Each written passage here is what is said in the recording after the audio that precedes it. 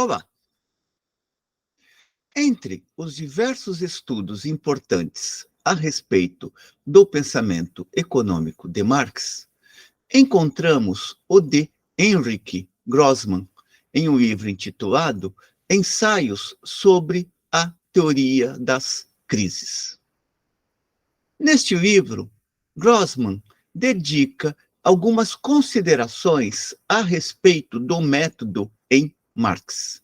É a estas considerações que vamos centrar a atenção neste vídeo.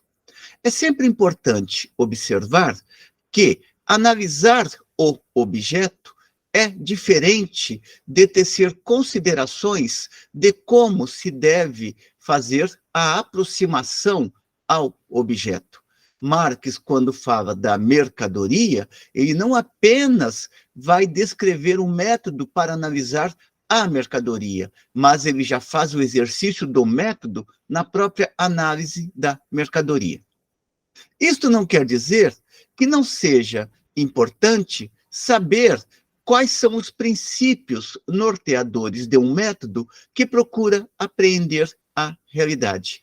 E é isto que Grossman faz através de algumas considerações, às quais ele dá o título geral de A Realidade Concreta como Objeto e Finalidade do Conhecimento de Marx. É um pequeno texto que está dentro deste livro, no entanto, um texto rico em indicações para pensarmos a importância do método dialético para a apreensão da realidade. Grossman parte da seguinte afirmação: toda ciência, portanto, todo conhecimento objetivo da realidade, todo conhecimento que não está respaldado no eu acho ou para mim é assim, toda ciência tem por objeto investigar e compreender a totalidade concreta formada pelos fenômenos.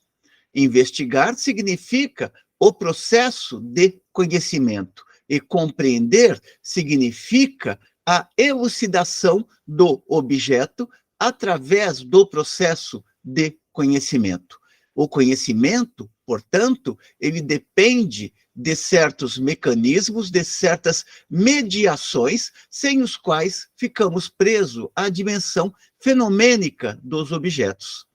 Toda ciência tem por objeto investigar e compreender a totalidade concreta formada por fenômenos, ou seja, compreender o real, tal como este real aproximativamente existe, e sair daquela dimensão dos fenômenos, ou seja, das indicações mais gerais que o objeto fornece ao investigador no ponto de partida. Toda ciência tem por objeto investigar e compreender a totalidade concreta formada pelos fenômenos, por suas relações e por suas mudanças. Portanto, a manifestação imediata do objeto, ela não permite constatar que uma série de mediações integram este objeto, e muito menos permite constatar que este objeto é a síntese de transformações anteriores e base para transformações posteriores. Portanto, todo objeto de investigação no terreno das relações sociais sempre precisa ser analisado com a compreensão de que a realidade se transforma. No entanto, esta tarefa, ela coloca dificuldades. E a dificuldade desta tarefa está no fato de que os fenômenos, aquilo que o investigador apreende na imediaticidade, não coincidem diretamente com a essência das coisas. Portanto, aquilo que o investigador vê em um primeiro momento não coincide com aquilo que a realidade é. Lembremos, por exemplo, Marx, quando toma como ponto de partida a mercadoria. Diz ele, no primeiro tomo do Capital, no primeiro capítulo do Capital dedicado à mercadoria: à primeira vista, a sociedade aparece como uma imensa quantidade de mercadorias, e a mercadoria, a sua forma elementar. Marx não está dizendo que a mercadoria revela o que é de imediato, mas, pelo contrário, que ela é o ponto de partida para se compreender por que ela se torna o núcleo da sociedade capitalista, o núcleo a partir do qual o capital vai procurar expandir-se. Portanto, a dificuldade desta tarefa radica no fato de que os fenômenos não coincidem diretamente com a essência das coisas. A busca da essência, portanto, daquilo que uma determinada realidade efetivamente é na sua estrutura, compreender a essência é compreender a estrutura da realidade. A busca da essência constitui a premissa principal no conhecimento do mundo fenomênico. Portanto, o conhecimento não busca ficar preso à aparência, tal como ela se manifesta num primeiro momento para o investigador. O conhecimento é aquele momento no qual o investigador apreende a estrutura da realidade que tem diante de si. O simples fato de que Marx a diferencia da economia vulgar, quer conhecer a essência oculta e o nexo interno da realidade econômica, não significa que não lhe interessem, ou seja, não interesse a Marx, os fenômenos concretos. Por outras palavras, Marx não quer ficar preso à aparência, à manifestação imediata do objeto. No entanto, ele não vai desconsiderar esta manifestação imediata como ponto de partida para se compreender a estrutura do objeto, a estrutura da realidade e as conexões internas que estruturam uma determinada realidade.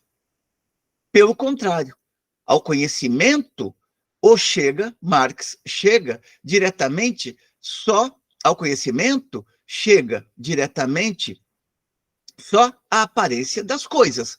Marx está partindo do princípio de que aquilo que vemos não revela de imediato o que é a estrutura da realidade. Lembremos um dos prefácios ao Capital, no qual Marx diz o seguinte: que todo conhecimento seria dispensável se aquilo que vemos coincidisse com a realidade. Toda ciência seria inútil se a realidade já se mostrasse no que ela é ao primeiro golpe de olhos, ou à primeira observação. Portanto, ao conhecimento chega diretamente só a aparência das coisas, de onde se deduz que, já desde o ponto de vista puramente metodológico, unicamente através da análise se pode chegar ao núcleo da essência oculta. O núcleo aqui é a estrutura daquilo que a aparência oculta. Num primeiro momento, a realidade se manifesta a partir de alguns elementos mais evidentes. É somente um processo de análise rigoroso que vai permitir transcender esta evidência imediata do objeto e compreender o objeto na sua estrutura.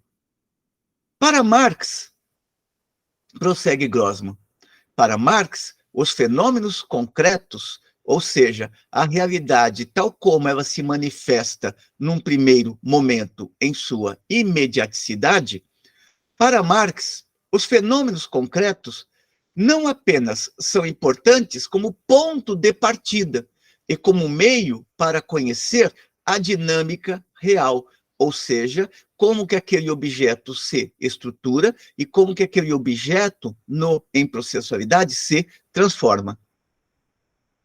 Para Marx, os fenômenos concretos não são apenas importantes como ponto de partida e como meio para conhecer a dinâmica real. Sim, que são precisamente o que, em última instância, quer conhecer e compreender em sua relação íntima. Portanto, o ponto de partida é fenomênico, mas a investigação tem por finalidade transcender o fenomênico e atingir a compreensão daquela realidade em sua estrutura mais íntima. Como que aquela realidade se constitui, como que ela se transforma e como ela produz sínteses que alimentam outras sínteses. Aquilo que Lukács chamava de formação dos complexos de complexos. De fato, Marx não quer limitar-se absolutamente, deixando a um lado os fenômenos, à simples investigação da essência.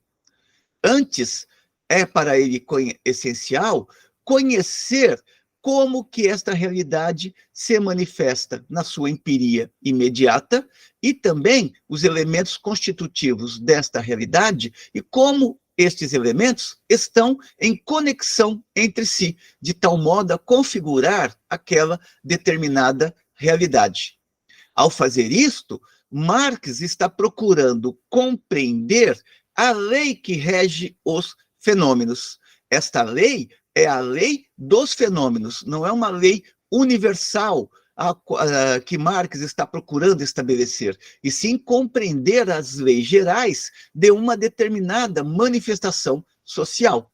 Por exemplo, no caso do capitalismo, é impossível pensarmos o capitalismo sem crises periódicas. Essa é uma lei geral da sociedade capitalista. É impossível pensarmos o capitalismo sem a relação trabalho assalariado e capital. Essa também é uma lei geral, o que não quer dizer que a relação trabalho e capital se manterá em uma outra forma de sociabilidade, cuja estrutura será bem distinta. Para Marx, os fenômenos em si são compreensíveis e absurdos e não guardam nenhuma relação com a essência oculta das coisas. Por outras palavras, quando olhamos para a realidade no plano imediato, a impressão que se tem é que a realidade é caótica.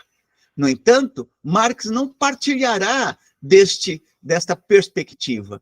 Para ele, o fenômeno é somente aparentemente caótico, uma vez que ele possui uma lógica interna que precisa ser descoberta pelo pensamento.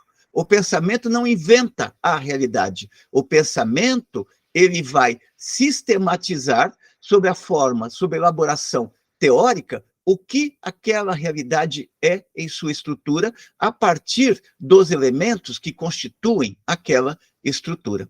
Portanto, para Marx, os fenômenos em si são incompreensíveis. Ou seja, na empiria imediata, tem-se a ilusão de que não é possível compreender a realidade.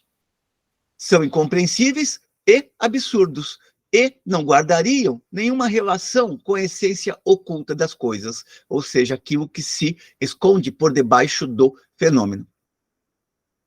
A ciência econômica, no entanto, cairia em erro se partilhasse desta perspectiva de que o fenômeno é incompreensível e não se lançasse a analisar a essência oculta das coisas. Ao fazer isto, a ciência descobre o que é o objeto nos seus elementos constitutivos. Mas não basta apenas detectar os elementos constitutivos daquela realidade e como estes elementos estão ligados entre si. É necessário mostrar como que estes elementos produzem aquela realidade.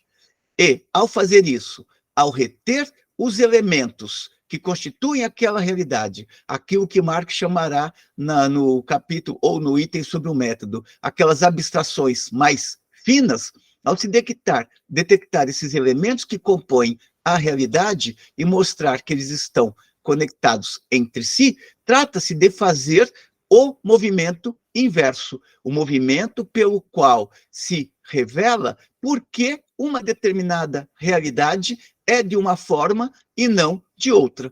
Portanto, Marx parte do fenômeno, vai em busca dos elementos que estruturam aquele fenômeno, compreendidos aqueles elementos, Marx vai demonstrando como que aqueles elementos, aquelas mediações estão articuladas entre si, de tal modo a explicitarem-se no fenômeno. É o que ele vai chamar do concreto pensado. Quando ele volta para pensar aquela manifestação fenomênica, ele já não está mais pensando aquela realidade na sua empiria, e sim na sua processualidade, na sua dinâmica e na sua constituição real.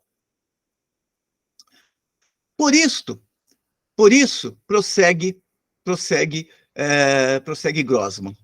Marx vê nesta via do abstrato ao concreto, palmariamente, o método cientificamente correto. Ou seja, parte-se do empírico, avança-se em direção à compreensão dos elementos constitutivos daquele empírico, como que esses elementos estão conectados entre si, e, compreendidos estes elementos na sua conexão interna, volta-se progressivamente no sentido de compreender ou revelar o que aquela determinada realidade é, à luz do processo de análise que foi realizado anteriormente. Por isso, portanto, Marx vê nesta via do abstrato ao concreto, palmariamente, o método cientificamente correto. Aqui, as determinações abstratas, portanto, mais gerais, conduzem à reprodução do concreto, ou seja, à elaboração de uma compreensão efetiva daquela manifestação fenomênica, conduzem à reprodução do concreto na via do pensamento, posto que o método, que consiste em elevar-se do abstrato, do geral, ao concreto, da compreensão da estrutura daquela realidade, é para ele o pensamento, só a maneira de apropriar-se o concreto, de reproduzi-lo como um concreto espiritual. Portanto, o que Marx faz é sair da imediaticidade para a essência e, estabelecida a essência daquela realidade, voltar para o objeto, não mais com a compreensão fenomênica que se tinha do objeto, e sim com a compreensão científica do objeto. A compreensão fenomênica do objeto, por exemplo, era a ideia de que o trabalhador recebia pelo seu trabalho. Ao sair desta manifestação empírica imediata, ou desta compreensão empírica imediata, Marx vai desvendar o que é o trabalho assalariado. E, ao fazer isto, cria as condições para explicitar que o salário não é o pagamento pelo trabalho, e sim o salário é o pagamento pela força de trabalho do trabalhador. E que, se o trabalhador recebesse pelo trabalho que realizou, não haveria acumulação de mais-valia, não haveria extração de trabalho excedente. Mas só é possível desvendar o que é o trabalho na sociedade capitalista, saindo da empiria imediata e compreendendo a estrutura e os elementos constitutivos da sociedade capitalista. Por meio de um exemplo concreto, prossegue Grossman, Marx mostra como não basta, por exemplo, reduzir os valores criados na produção industrial à lei geral. O fato de que os valores das mercadorias estão determinados pelo tempo de trabalho que contém. Portanto, não basta apenas falar que nas mercadorias está contido o tempo de trabalho socialmente necessário. É preciso ir para além desta manifestação geral. Do mesmo modo que é necessário ir para além da manifestação geral a respeito dos preços. Aparentemente, os preços são determinados arbitrariamente. É somente a análise que vai permitir compreender que os preços são a denominação monetária que se dá ao valor das mercadorias, ou seja, ao valor que foi acrescentado no processo de trabalho às mercadorias. Daí Grossman pegar esta referência à questão dos preços. Os preços das mercadorias revelam fenômenos que, sem uma análise muito detida dos níveis intermediários, parecem, ou dos elos intermediários, parecem pressupor uma determinação puramente arbitrária dos preços. Significa o quê? Tem-se a impressão de que os preços são colocados a bel prazer dos indivíduos, são determinados sem nenhuma ligação com as leis econômicas que regem os próprios preços. E de que o processo de circulação é o que determina o preço, e não o processo de produção. Para mostrar, pois, o caráter mistificador desta aparência, estabelecer o nexo interno que existe entre o fenômeno e o evento real, Marx precisa recorrer à ciência. E a ciência significa investigar por que os preços se expressam através de certos quantums monetários e como que estas determinações não são arbitrárias, como elas se ligam efetivamente a todo o processo de produção. Portanto, as mercadorias não se determinam, por exemplo, em seus próprios preços. Isso faz parte do fetiche social, acreditar que as mercadorias têm vida própria e que, portanto, os preços são determinados pela própria qualidade da mercadoria. Marx vai mostrar como esses preços eles são a resultante de toda uma estrutura social na qual se acrescenta valor aos produtos do trabalho. Neste sentido, é tarefa da ciência reduzir o movimento visível e somente aparente ao movimento real interno, sair daquilo que é a dimensão fenomênica para compreender a estrutura daquela realidade e o movimento daquela realidade dentro das condições concretas nas quais esta realidade está se desdobrando.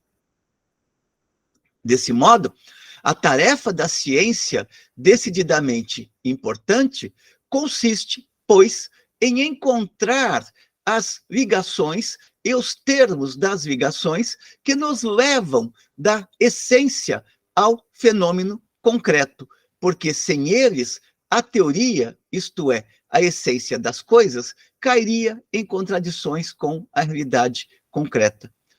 Portanto, a tarefa da ciência é fazer com que saiamos da dimensão empírica do objeto, da dimensão fenomênica do objeto, e avancemos para a compreensão da essência daquele objeto. Compreendida como aquela realidade se estrutura, é possível retornar ao objeto, mas não tratá-lo mais da forma fenomênica, equivocada, mistificada ou fetichizada na qual ele se apresentava, e sim compreendê-lo em sua estrutura real, em sua manifestação concreta e efetiva.